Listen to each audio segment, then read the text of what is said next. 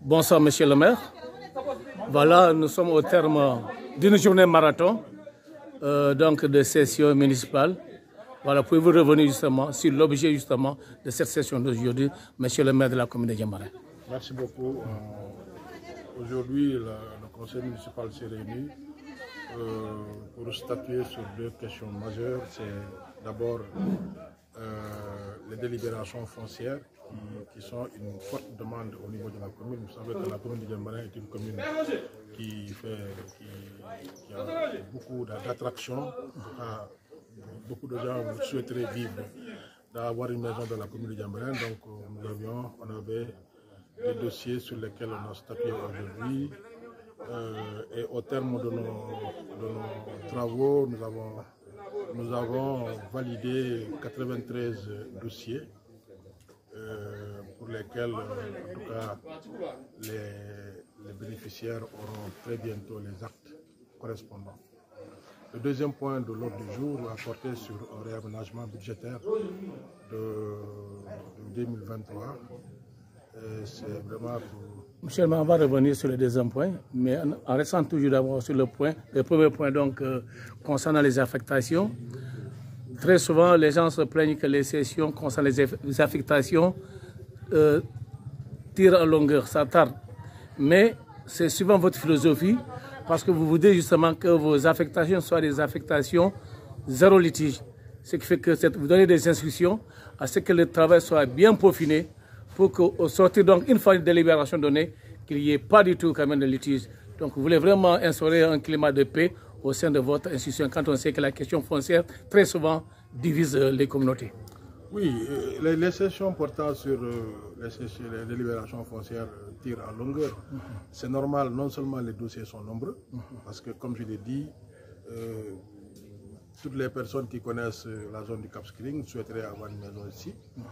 Mais également, la longueur est due au fait également que nous voulons faire un travail sécurisé, un travail sûr.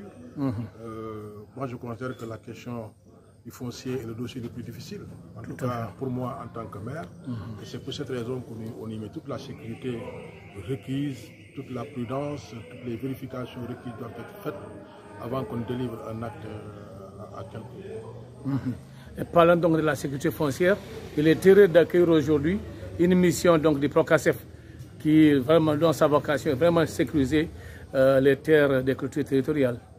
Oui, c'est tout heureux qu'on ait un partenaire comme celui-là, qui est un projet de l'État, comme ils l'ont précisé eux-mêmes, pour accompagner les communes dans la gestion foncière.